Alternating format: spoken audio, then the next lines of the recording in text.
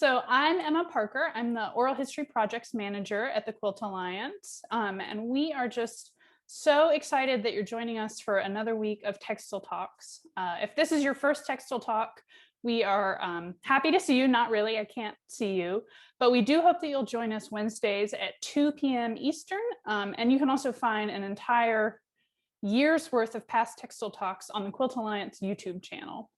These are the 6 organizations that put on these talks on a rotating basis. And these talks are free every week because we have some really generous sponsors. So the 6 organizations are museums and nonprofit organizations, and we couldn't have kept this series going for free without the support of these amazing sponsors. They all care about supporting textile research, preservation, and storytelling. So I definitely hope you'll keep them in mind because they've got values that we all share. So thanks so much to our sponsors. And I have a few quick housekeeping notes first before we start. We've got a really exciting program today. I think you all have already discovered this, but feel free to leave a chat in the chat box if you'd like to comment or say hello to other attendees. There is a setting to send your message just to panelists or to everyone. So if you'd like to say something to everyone, you can choose panelists and attendees. We'll have a few minutes for questions at the end, hopefully. So if you have a question for our speaker, Laura Hopper, you can put it in the Q&A box. If you put it in the chat box, sometimes it gets a little lost. So please do put your questions for the Q&A portion in the Q&A box. We do ask that you be courteous in the chat box, the same way you would be in an in-person event.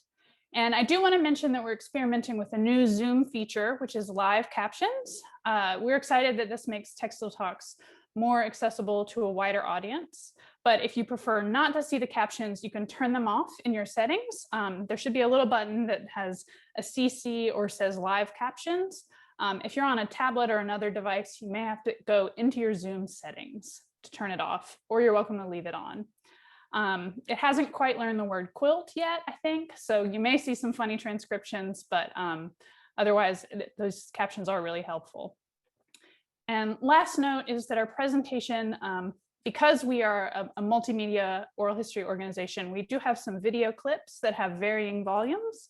So if you've got a pair of headphones handy, you may want to grab them. We've got the volume all the way up. If you can't hear the videos well, we will link to a version that you can watch online after the fact. We're really excited to have Laura Hopper join us in just a minute to talk about her work curating 2 different virtual quilt exhibitions for the Quilt Alliance. I'm going to welcome her in just a minute and I'll turn the mic over to her. But just to back up just a tiny bit, for those of you who don't know about us and our work, the Quilt Alliance is a 28-year-old nonprofit organization whose mission is to document, preserve, and share the stories of quilts and their makers.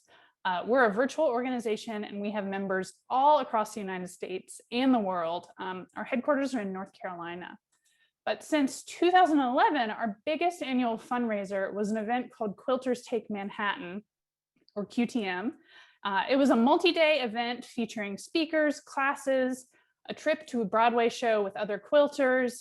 We had a tour of the Met Museum's textile space, and a lot more. We had the event for many, many years at a big hall at the Fashion Institute of Technology in Manhattan, and we always had quilts made or owned by the event speakers available to see in person. In 2018, we took a few years off from Manhattan to alternate with other fundraising and outreach efforts. And in March of 2020, we were so excited to plan a return to Manhattan when COVID-19 forced us to cancel the in-person event, which was scheduled for September of 2020. So very quickly, just like a lot of other organizations, we ended up pivoting to a virtual event called Quilters Take a Moment instead of Quilters Take Manhattan. We're already a virtual organization and we knew that we had an audience all over the world, but one thing we were really disappointed to leave behind were the plans that we had been developing for a big in-person quilt exhibition. So we developed our first virtual exhibition, which was called Known and Unknown, which was available for Quilters Take a Moment attendees until January of this year when it opened to the public. So you can see it online now. We're going to share a link in the chat where you can visit that exhibition after the call and tour it. The exhibition, I think, is really in true Quilt Alliance style. It focuses on the stories behind the quilts when we knew those stories. And all the quilts featured a Go Tell It interview with the maker or the curator or the collector of the quilt. So you could really hear their story from someone who was close to it. I'm very excited that Quilters Take Manhattan is happening again this year. And we have a really amazing lineup of events, including a keynote interview with artist Bisa Butler, a panel conversation about quilts and memory, some really amazing add-on events, including a memory quilt workshop with Cindy Zakis, a kit featuring silk flowers from the United States' only remaining fabric flower factory. It's a fourth generation fabric flower manufacturer in Manhattan. We have other workshops about quilt documentation, some conversations with quilt museum curators, members of the quilt industry, and another amazing virtual quilt exhibition planned. So we'd love to have you join us, and we will mention a way that you can also join us for free at the end of this hour. But you can read more about Quilters Take a Moment 2021 at qtm2021.org. Today, we're just going to talk specifically about the two quilt exhibitions we planned as part of Quilters Take a Moment last year and this year. Both exhibitions were curated by Laura Hopper. Laura is a multi-talented writer, curator, and quilter that we're super lucky to have serving as a Quilt Alliance board member. She works as a freelance quilt and textile writer, as well as a managing editor and communications director for Susie Quilts, a quilt pattern company. And she's exhibits director for the Social Justice Sewing Academy. Laura's worked for a number of museums and publications. I'll let her tell you a little bit about that. And we were so excited to have her curate the 2020 and 2021 Quilters Take a Moment exhibitions. So I'm going to invite Laura to join me now and let her talk a little bit about how she approaches curating exhibitions, about virtual exhibitions, and how these two amazing groups of quilts came together. So thanks so much, Laura. Thank you, Emma. And thank you to the Quilt Alliance and to Textile Talks for inviting me to chat today about the Quilt Alliance's upcoming virtual exhibit, Warm Remembrances, Quiltmaking and Memory Making. I started working in museums at age 19 when I began an undergraduate museum studies program at Michigan State University. From there, I went to graduate school for a master's degree in public history and earned a certificate in textile preservation. In my museum career, I've worked at large museums like the Rock and Roll Hall of Fame Museum and small museums like local history museums. For 4 years, I worked as the curator of a Native American history and art museum. And for 6 years after that, I was the curator at an academic museum with a global collection where I also taught in the museum studies program. Throughout my career, I focused on the history and preservation of textiles, in particular Native American and Southeast Asian textiles, as well as quilts. In 2018, I made a career change and started working in the quilt industry as the associate editor of a quilt magazine. Later, I worked as the staff writer and social media manager for Craft Industry Alliance, and currently, as Emma said, I'm the managing editor and communications director for Susie Quilts. In focusing on quilt writing and editing now, I've published articles about quilts and quilt history in a number of publications, including Quilting Arts, Modern Patchwork, Quiltmania, Tatter, Quilt Folk, Curated Quilts, and more. I stay connected with the museum world by curating exhibits for the Quilt Alliance, as well as volunteering as the exhibits director for the Social Justice Sewing Academy. Besides being a writer, editor, and curator, I'm also a mom to an energetic and curious 1-year-old who keeps my hands full most of the time these days. I'm also a quilter. I'm the past president of the Chicago Modern Quilt Guild, and my first book, Modern Quilts in the Second City, 10 Years of the Chicago Modern Quilt Guild, was released earlier this year. I make quilts inspired by music. Each of my quilts visualizes a song or album and makes audio tangible and visual. Quilting helped me through some particularly challenging periods in my life, and my combined passions for museum work and quilting help ground the exhibits I've curated for the Quilt Alliance. So what does it mean to curate? In recent years, particularly in the craft industry, the word curate has evolved. It's often used as a modifier to give more weight, respect, or formality to a product for sale, web or social media content, or even a fabric line. Typically, the focus of these so-called curated products or content is on, as one editor has said, being aesthetically conscious. Curating is truly so much more than aesthetics, although having a keen eye is helpful, particularly in art museums or when working as an exhibit designer. The word curate comes from a Latin word meaning to take care of and originally focused on the preservation of growing museum collections. Over time, curators took on different roles, particularly guiding research and exhibit development and design. Depending on the size or type of museum, a curator may also be in charge of museum administration, educational programming, and more. In a recent New York Times article entitled "Everyone's a Curator Now," where this cartoon came from, a British professor of curating said of the recent curating trend, they use curating as a manifestation of smartness, that something intelligent has happened here. It is most often something very banal. Menus are curated, a cheese selection is curated. There's a strong emphasis on selling it back to you with authority. It doesn't say who curated it. Is the brand doing it? You'd hope that they were already supposedly curating already. What is an uncurated cheese selection? In reality, curating an exhibit involves months or even years of research, planning, and development. Here are some of the important steps of curating an exhibit that we'll talk about today with a particular focus on virtual exhibits. Developing the big idea. This is the thesis statement of an exhibit. Many people in the museum world use the term big idea that was coined by museologist Beverly Sorrell in her landmark book, Exhibit Labels: An Interpretive Approach. Creating an interpretive framework. This is what guides all the decision making in terms of what will and will not be included in an exhibit. Outreach. If a curator is working with lenders, artists, or source communities, as opposed to just working only within the museum's collection, like this collection of textiles pictured, outreach can be crucial to an exhibit's success.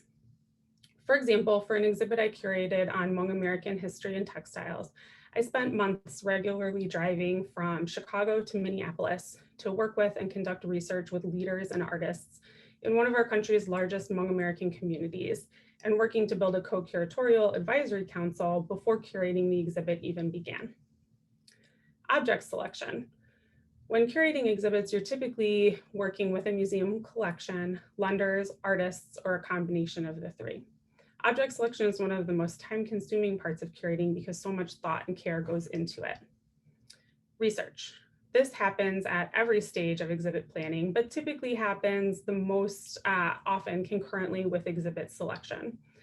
Curators work hard within the research methodologies of their field, public history in my case, to find primary as well as secondary sources to help them tell stories and bring objects to life in exhibits. Sequencing. This is deciding the order in which objects will be presented to an audience. This is important in curated exhibits, as most curators are working hard to guide the audience through a particular story. Label writing.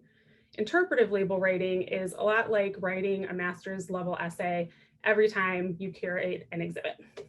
There are industry guidelines for exhibit label length and style, which can be tinkered with, but a typical exhibit script can be thousands of words long depending on the size of your institution. Installation. In the case of a virtual exhibit, this means building a website instead of fabricating object mounts, painting walls, and making labels. For the Quilt Alliance, our virtual websites were built by Emma Parker, who has done a phenomenal job. While the Quilters Take a Moment exhibits are not within formal museum walls, we used museological methodologies to create last year's exhibit as well as this year's exhibit. So I'd love to share a peek behind the curtain of what goes into curating an exhibit like this. We all shared the same experience. When we flipped the calendar to March 2020, all our plans had to be reevaluated. As a board member for the Quilt Alliance, that meant helping to decide what would happen to our entire Quilters Take Manhattan event, not just what would happen to the exhibit I was already working on. Quilters Take Manhattan had been on a 2-year break when the pandemic began, so transitioning to a virtual event was a difficult decision. Nevertheless, Quilters Take Manhattan transitioned to Quilters Take a Moment and became a fully virtual event.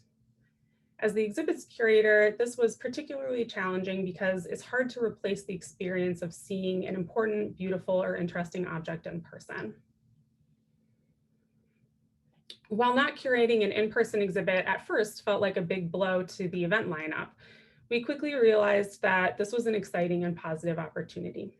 Good virtual exhibits can be democratizing, meaning that there is increased access that comes with the nature of online exhibits. They reach people across greater economic and physical distance and allow people who cannot travel or struggle to travel to see an exhibit they would otherwise miss. This meant more eyes on more beautiful quilts and more learning about the importance of quilt documentation, which is central to the Quilt Alliance's mission. Looking at the bright side, the exhibit team, which included me, Emma Parker, and Amy Milne, started to consider what we could bring to last year's Quilters Take a Moment exhibit that would exceed our in-person capabilities. At the in-person exhibit, originally planned for installation at the Fashion Institute of Technology in Manhattan, the exhibit would have only shown quilts and a label. QR codes, which can provide additional web-based information on exhibit labels, were once a fad in museums, but have generally faded from popularity because of how clunky they are and how rarely they're used. With a fully virtual exhibit, we could create individual pages for each quilt that are simple to navigate, contain more information than we could present in person, and provide an even more lush educational and entertaining experience for our expanded virtual audience. The big idea for last year's known and unknown exhibits centered on the Quilt Alliance's mission, the importance of quilt documentation. As I wrote in the exhibit introduction label, documentation, or the lack thereof, is at the heart of the over 30 quilts in known and unknown. It's also at the heart of what the Quilt Alliance does. Without documentation, the stories behind countless quilts are lost to us. But with documentation, we can honor and remember the diverse voices and perspectives in quilt making. Quilters write and thread and sing in color. It's time to make sure our stories are heard. For the known and unknown exhibit, we wanted the exhibit's focus to be about these stories that we can tell when we have strong documentation, as well as the research and work that goes into uncovering quilt stories when documentation is lacking. The exhibit is divided into two sections. One contained only known quilts, which are those quilts with great provenance or object history. The other section, unknown, included only quilts about which very little is known. When you navigate to an individual quilt like you see right now, you'll see all the extra content we added to our virtual exhibit. Each page in the exhibit has a photograph of the quilt, an identification label with all the basic information about the quilt, an interpretive label that contextualizes the quilt in either quilt history or contemporary events, further resources like links to other websites, and one of the Quilt Alliance's signature Go Tell It videos. Studies have shown that in a museum setting, visitors spend an average of 8 seconds looking at any given object. That doesn't give curators a lot of time to capture a visitor's imagination and pull them into the story they've crafted. However, according to cell phone usage data, Americans spend an average of 6.5 hours a day on the internet. And that's just leisure time. That means the format of a virtual exhibit offers us a greater opportunity to pull our audience into the exhibit, and an online audience is more likely to consume more of the exhibit's content than if they were seeing it in person. So let's take a look at a few of the quilts that were featured in last year's exhibit. Dakota quilter Gwen Westerman, who is also now a Quilt Alliance board member, comes from a multi-generational quilting family, which she has worked hard to document to the best of her abilities. She also draws inspiration from that quilting tradition in her own work. As a writer and poet, she has documented her quilts extensively. Here's an excerpt from the label about Gwen's quilt from these hands, which is on the left on your screen. That was included in the known section of last year's exhibit. We make quilts with our hands, from choosing and cutting fabric to threading our needles and taking our first stitches, through binding and labeling. Quilts are infused with the work of countless hands across generations. Our hands make stunning works of fabric that showcase the skill we hold.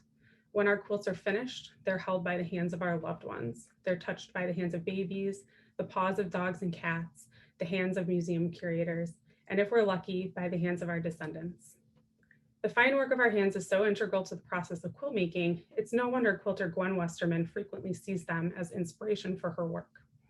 After tracing the hands of multiple generations of women in her family for a tree of life themed quilt, Westerman adjusted her hand tracings to look like hands sewing, making this self-portrait that connects her through time and fabric to 6 generations of quilters that came before her, including her grandmother, who she talks about in this Go Tell It video that was also featured in Known and Unknown, showing her grandmother's indigenized interpretation of Sunbonnet Sue, which Gwen also used in her self-portrait. And just a quick reminder that this video will play a little quietly, so if you're not wearing headphones, try to turn your volume all the way up right now. Hello, my name is Gwen Westerman, and this is a story about this quilt, which is featured in the Known and Unknown exhibition. It was made for me by my grandma as a graduation present from high school. And the house I grew up in, the family I grew up in, quilts were made to be used and to love. So our quilts went outside with us when we laid on the grass and looked at the stars. They went in the car with us when we sat in the back seat and went on long trips. They were on our beds, they were on our floors when cousins came to visit and we needed extra sleeping space. So quilts were useful. Quilts were meant to be used in my family. And my grandma would not have considered herself an artist in any way, shape, or form. She just loved to quilt. So when I started sewing my own clothes, when I was about 12 years old, I would save the scraps that were left over from whatever shirt or dress I made and take them to my grandma. And later on, they would show up in quilts. So this quilt includes fabric that came from blouses that I made, from a skirt that I made. This one even has fabric from the uniform I made for my very first job as a waitress when I was 15 years old. So these fabric scraps have had a long life.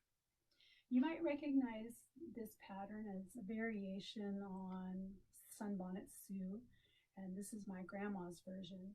So each of these little native women have braids made of embroidery floss. Their heads are covered with black corduroy fabric, and then their ankles and moccasins are hand embroidered. So this is hand pieced, hand quilted, and that's what my grandma always did. She rarely bought new fabric except to create the borders for each block and then the quilt itself. So her favorite quilt batting was Mountain Mist, and it was always an exciting time when we would go to the store and buy a roll of batting because it meant that she was almost finished with the quilt. There is some damage here over the years. There's some places right here where the fabric has pulled away and there's a little bit of a hole all the way through.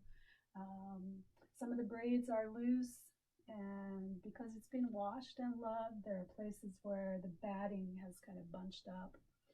So I don't know whether I need to restore it or just keep it the way it is and let my daughter love it later on when she has it.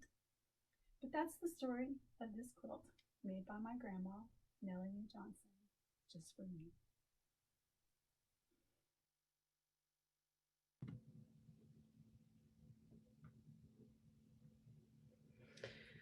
By contrast, we have an unknown Sunbonnet Sue quilt from the collection of Roderick Kirchhoff. Sunbonnet Sue may most often be seen in this traditional repeating block pattern, displaying a wide range of fabrics and prints. But quilters have often been inspired to make unique variations of this simple block, including the indigenized Little Women quilt made by Nellie Mae Johnson and Gwen Westerman's interpretation shown in the previous slide. Perhaps the most well-known Sunbonnet Sue variation is the quilt The Sun Sets on Sunbonnet Sue. Made in 1979 by a group of quilters who jokingly called themselves the Seamsters Union Local Number 500, the quilt features 20 blocks that show unique ways Sunbonnet Sue meets her doom. A product of its time, Sunbonnet Stew dyes in some uniquely 70s ways, including by being crushed by a falling skylab and getting too close to 3 Mile Island. As the quilters said, their inspiration was to give in to their desires to eliminate the goody two-shoes in their pasts by subverting this traditionally innocent block. More recently, Los Angeles-based quilter Gloria Molina put her own cultural spin on Sunbonnet Stew in 2014 with her quilt Susana y su Sombrero, which includes blocks inspired by her Mexican heritage. Susana paints a portrait of Frida Kahlo, cooks Mexican food, and runs for political office. All objects have multiple stories to tell, even if their provenance is unknown to us. For this quilt by an unknown maker, the quilt from Roderick Kirikoff's collection, I was able to use it to talk about the various ways this particular block has been interpreted. I chose to focus both on one of the best known interpretations of Sunbonnet Stew, as well as a lesser known interpretation. The Pancakes Butter and Syrup Quilt with Bacon Rug by Roz Cross is one of my favorite quilts ever made. And it's a very well-known quilt as well, having been exhibited and published about frequently. I love its playfulness and creativity, so it was a delight to be able to include it in the virtual exhibit last year. This is an excellent example of a quilt that we would not have been able to include in our in-person event, since it's displayed on a bed and needs a large footprint for the bacon and syrup on the floor. British-born artist Roz Cross worked in many mediums, including sculpture and painting, before entering a brief but influential period of quilt making from 1973 to 1976. After moving to the United States in the 1970s, Cross created her gluttonous quilt, along with other oversized food quilts, including a massive ice cream sandwich. The Pancakes quilt was my response to the onslaught of American food, huge proportions, upon my arrival from the UK in 1973, Cross said. While Cross's quilt is whimsical and playful, it tells a deeper story, drawing attention to a significant problem facing American households, food waste.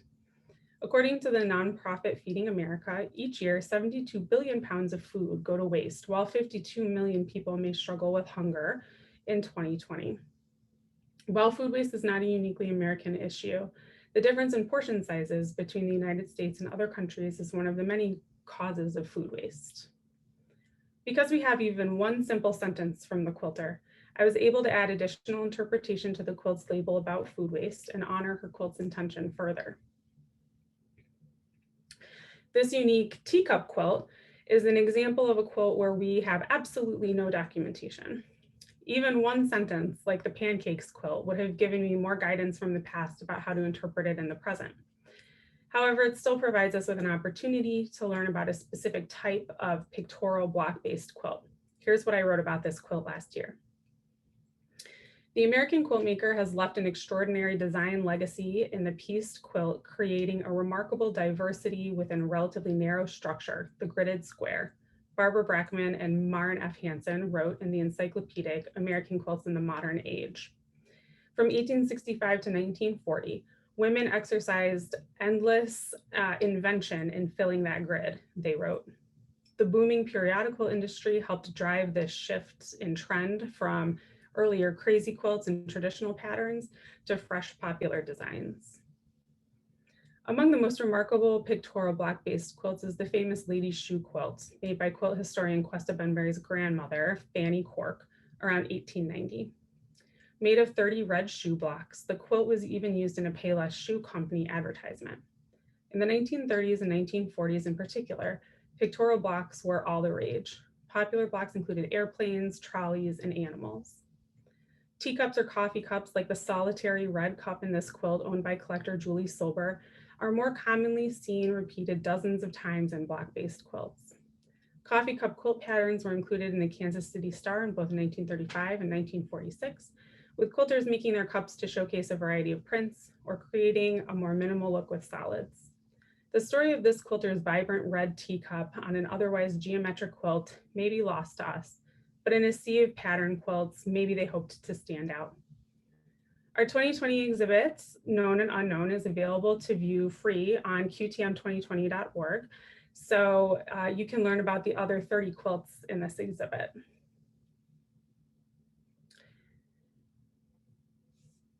It's hard to believe, but this year marks the 20th anniversary of September 11th.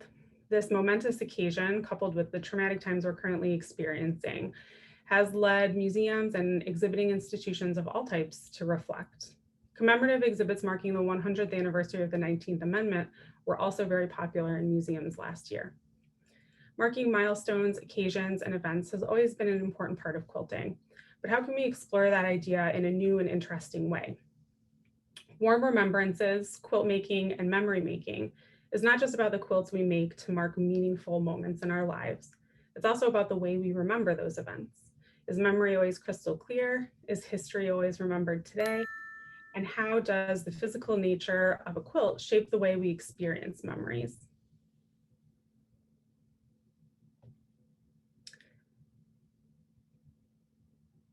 Warm Remembrances explores these ideas in 4 narrative sections that grow as you navigate through the exhibition. The first section, Personal, focuses on individual memories. Next, the Family section, we expand our focus to learn about quilts commemorating events in the home. Our focus expands again in the Community section, which has quilts about memories that shaped communities of people or specific locations. Finally, we'll look at our remembrances of global events, leading all the way up to the present day. In each section, there are quilts with memories that are etched into our minds, as well as quilts that touch on lesser known events. We'll try to understand why we remember something so clearly and why others can fade into obscurity. I'm going to preview one quilt from each exhibit section and focus on why that quilt was chosen to complement the exhibit's big idea and interpretation. To read the labels and watch this year's Go Tell It videos and see further resources, you'll have to view the exhibit when it opens next month. To start this year's exhibit, I wanted to focus on digging deeper into the idea of remembrance and commemoration. What does memory look like? And is it always clear? With the quilt, But I Tried to Remember by Heidi Parks, you can really visualize the way that some events, both personal and global, are more complex and nuanced than our memories allow us to access. Putting this quilt at the forefront of the entire Warm Remembrances exhibit allows us to consider how both our personal memories and our understanding of history can be flawed. At the same time, how it allows us to think about how other memories can be beautiful and comforting, exactly like a quilt. Here's a preview of Heidi's Go Tell It video, where she discusses her quilt's visual and narrative inspiration. And turn your volume up if you don't have headphones on.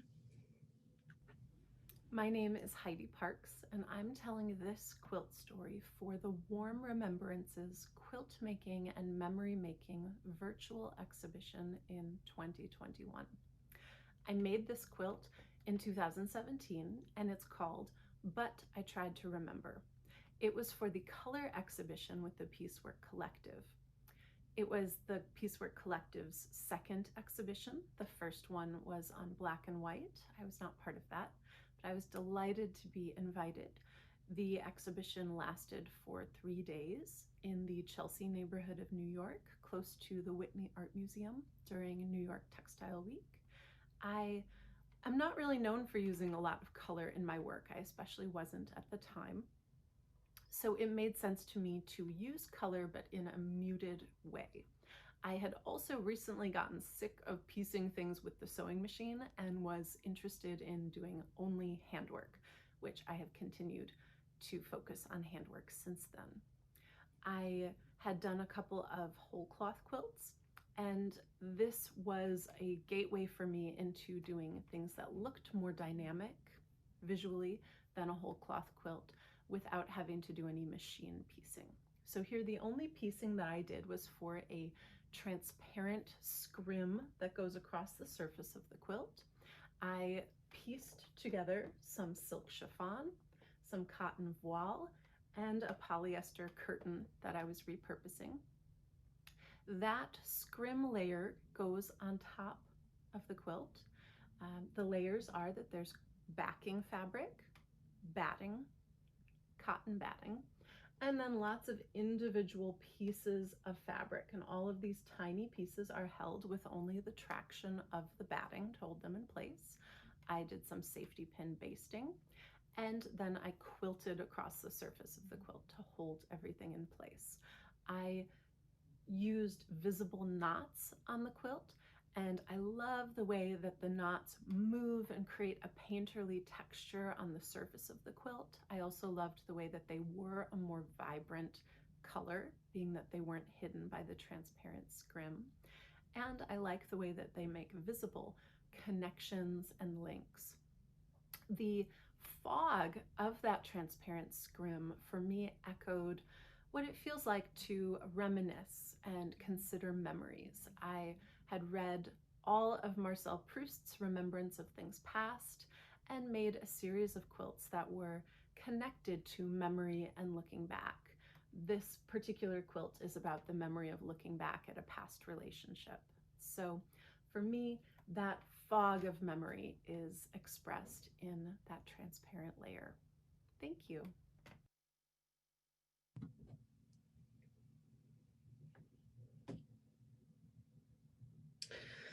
Of course, not all events in our memory are joyous. While I worked to strike a balance between quilts that are heartwarming and quilts that are difficult, some do focus on traumatic collective events. The memorial for child victims of the Oklahoma City bombing quilt by beloved quilter Jean Ray Laurie and Susan L. Smeltzer is one of those events. Personally, I was a child myself when the Oklahoma City bombing happened, and that event is one of my earliest memories of being scared while I watched the news. The quilt is sequenced at the end of the family section of Warm Remembrances. It acts as a bridge between the family section and the community section, focusing on the profound personal loss that 19 families faced when losing their children that day, all while being broadcast on national television. Quilts can also commemorate histories that have been under-researched, revealing important trauma and honoring the people who lived it. Navajo quilter Susan Hudson roots her quilt making practice in honoring her ancestors and documenting Indigenous stories. From the 1860s to the 1970s, Indian boarding schools, which are called residential schools in Canada, operated with a strategic and purposeful goal to force Indigenous children to assimilate into Anglo-American or Canadian culture. Children were taken from their homes, often being transported across the country. They were punished for speaking their languages, had their hair cut and clothes taken. They were not allowed to practice cultural traditions. Punishment was often severe, and children were frequently abused and even killed. For decades, this history was largely ignored outside of Indigenous communities. But earlier just this year, the remains of 215 children were discovered at an unmarked mass grave at the Mohawk Institute, a residential school in Canada. Since then, hundreds more unmarked graves have been discovered at the sites of other residential schools, and this dark history is coming to the forefront. Susan Hudson's quilt, The Beginning of the End, documents this history and teaches it to the viewer. The work done by Susan in creating this quilt helps uncover a history that many viewers are only just beginning to learn about and shows the harsh realities and legacies of that history. Quilts like Susan's also provide opportunities for communities to heal through the acknowledgement of historic trauma. The act of physically preserving a memory in a quilt doesn't have to focus on the past. Writing in journals, taking photographs, and telling stories about our day are all ways that we document and share our memories on a daily basis. In 2020, it's fair to say that everyone around the world experienced a massive life-changing event. When COVID-19 began, none of us knew how prolonged this pandemic would be. For us at the Quilt Alliance, it resulted in the creation of our first virtual exhibit, Known and Unknown, and a quilt about COVID-19 also closes out this year's virtual exhibit. Gwen Edwards' COVID Hug Quilt is the perfect closer to Warm Remembrances.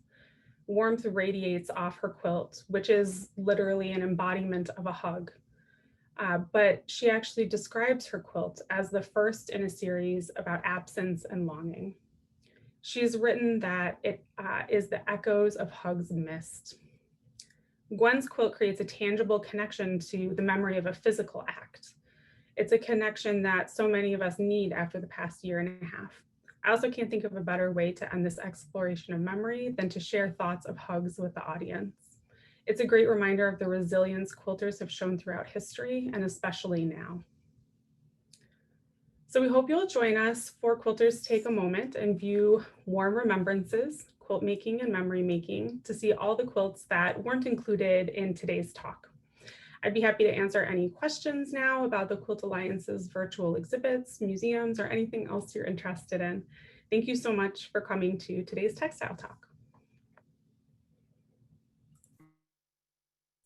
Thank you so much, Laura, for sharing all that. And it's so, even though we worked on the exhibit together, it was really fun to hear more just about how thoughtful you were when you were selecting these quilts and writing the commentary about these quilts. I know that you, not to spoil it for anyone, but you had a newborn at the time. So it was especially remarkable and incredible that you were able to dig so deep and do so much research and sort of thoughtful connections about quilts that I was honestly, particularly the theme known and unknown, we had quilts that had a lot of information and quilts that had, like the Teacup Quilt, almost nothing. And I was like, Laura's going to be a wizard if she can sew all these things together. So Thank you. Not only a wizard, but a wizard with a newborn. So it was an interesting time. My daughter was born in May of 2020, and this known and unknown happened at the end of September 2020. So we were like in the home stretch of the exhibit. Yeah. It was remarkable, and I don't know how you did it, but we're so glad that you did. Yeah, and we're really excited about the next exhibit that we have. We have a few questions, and I'm curious. Well, first of all, someone was wondering if we could get a copy of the chat to glean info later.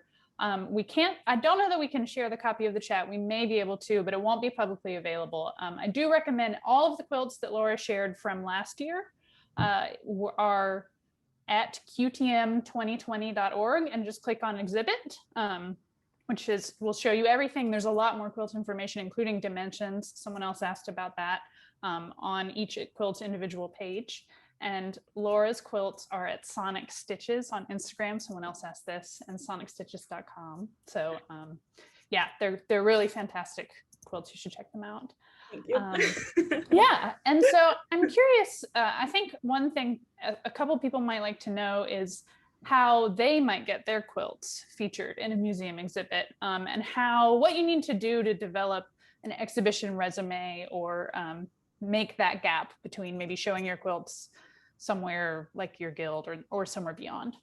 Yeah, it's a good question, because if you're working to build a career in this field or a career as an artist, having a resume that of exhibit spaces, museums, galleries that have shown your quilts, it's a really good way to start doing that.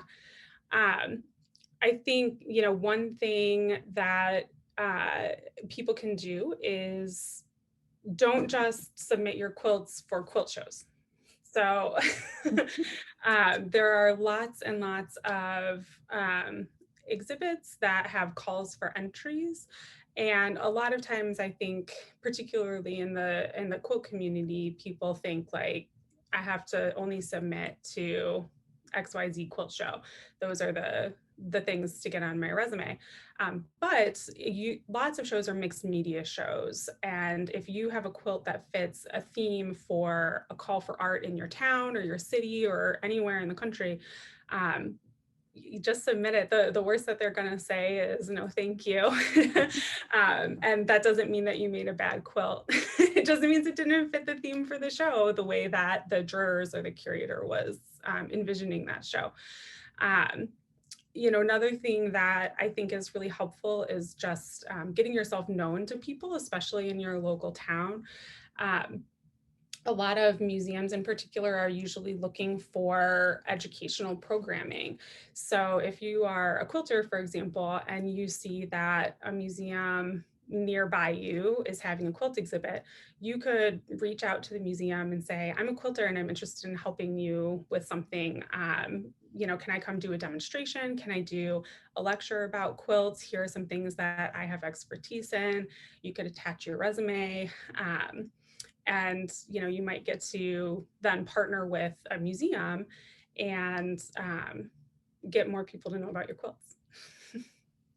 Great. And all That's of great those advice. things help, get more visibility on your work. Oh, the other very important thing is to make sure you have a good website. So a lot of curatorial research happens on the internet now because it's a strong research tool. Academically, there are lots of websites for journals that people access. You can search museum collections and archival collections on the internet now. If a curator is doing an exhibit research online, and then they just think, I'm just gonna Google, is there someone, quilters in my town? It's very helpful for your landing page to showcase your work in the best possible way. So you want to make sure you have lots of pictures of your quilts. You want to make sure you have artist statements and titles so that the curator who's potentially viewing it knows what your quilts are about if they're unfamiliar with them. You want to have a bio, a list of previous exhibits you were in, any awards that you've won, basically your whole resume on there. But that's incredibly helpful when when curators are looking for people to include in their exhibit. If a website doesn't have any pictures of quilts, how are you going to know if it's going to work for your exhibit theme? I think that was certainly something I learned about when I was developing the website for our exhibition, is just the importance of having good high resolution photographs. So it's really, having great photos is it's hard. Quilts are really hard to photograph, but yeah, it's super tricky. But if you've got them, you're already a leg up, kind of, I think. So the other question I have is, I was wondering if you could talk a little bit more about sequencing and sort of the idea of a narrative. Like our exhibit last year had 2 sections, known and unknown. And within that, we didn't have any further divisions or structure. How do you think about what objects start off an exhibition and what comes next? Yeah, that's a good question. In known and unknown, we had the 2 sections. Within that, everything was chronological. That was the only way. The exhibit was an interesting one because we were working with some very specific people and very specific collections. And so we had, for example, I don't remember, 3 or 4 quilts from Julie Silber's collection. So once I started working on the sequencing for that, in order to avoid seeing 4 pages in a row of quilts from the same collector, I realized that if we were placing them chronologically, we would be able to have sort of more of a mix in each section, which was helpful. And because the idea reaching back for each one was just about how is this quilt documented, it was a little less about telling a specific story. This year, talking about commemoration, talking about memorialization, memory making, these are topics that are ripe with narrative. All of these quilts are dripping with stories. and we know so much about them too. So we're very fortunate this year that, in every single instance, we have information about these quilts. So that makes it easier to start to tell stories. And in sort of approaching, one of my personal strategies as a curator, in approaching something that might be complex or emotionally difficult, I like to structure an exhibit where the entry point is very approachable. So in this case, starting it with a section about personal memories can help an audience member or a viewer to consider their own personal memories. And so that makes a connection right away. If we were to start with something global, really big, not everybody has an entry point to every single one of those quilts. Right. Makes a lot of sense. Yeah. So for example, I did an exhibit once that was about an immigrant community, and it was divided into 7 sections. The first section was called Home. And the idea was every person who comes into this exhibit doesn't have an entry point to every single other section of the exhibit, but they understand what home means to them. And to start understanding what home means to this immigrant community builds empathy right at the beginning of the exhibit. So that's sort of the idea with increasing in size this year too. So you're starting with things that are very personal to the quilt maker, things that might remind you of very personal things, and getting bigger and bigger. And as you go, it becomes sort of easier to follow along all the way up to these big, huge global events. Yeah, I think that was a smart way to structure it, because you do kind of have this funnel, and there's so many ways for quilts to be about memory, and a lot of sad ways, but also a lot of really joyous ways. So I hope if you're joining us for the exhibit, I think you'll be pleasantly surprised. It's not all grief. There's some celebration and some commemoration too. So yes, a lot of just another little preview. There's a very sweet dog that makes an appearance. There is a very sweet dog. Yes. Very sweet dog. But you're going to have to see it. You're going to have to come and see it. Yeah. Well, I think that's a perfect segue. We just have a few minutes left, and I want to talk about a couple more things. But I want to thank you so much for sharing that with us, Laura. It's certainly something a lot of us don't know anything about. And when you see a beautiful exhibit, you don't realize how much work. I mean, really, if it's done well, you don't see all of that. You just feel immersed. Yeah, and that's the goal, is to create an experience that guides you through without seeing all of the work that happens behind the scenes. A lot of museum people use strategies that Pixar uses in storytelling. It's a sort of a popular thing at some museum conferences to talk about the Pixar storytelling pillars. Sure. Because that's exactly what they do in those movies. You're just so wrapped up in the emotion that and the storytelling that you do become completely immersed in it. So that's often people miss the nuances in exhibits because of that. And that's a success. That's a good thing. It's a good thing if they think you didn't do any work. So yeah. Just worked for years behind the scenes. Yeah. Well, we know you did plenty of work, and I think you'll be able to see it if you join us for Quilters Take a moment.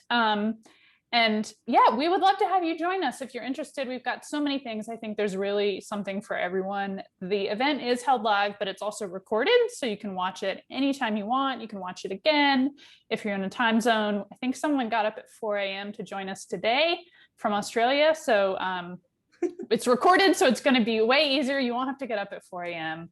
And to thank everyone for attending our Textile Talk, we do want to give away 2 free tickets to the event.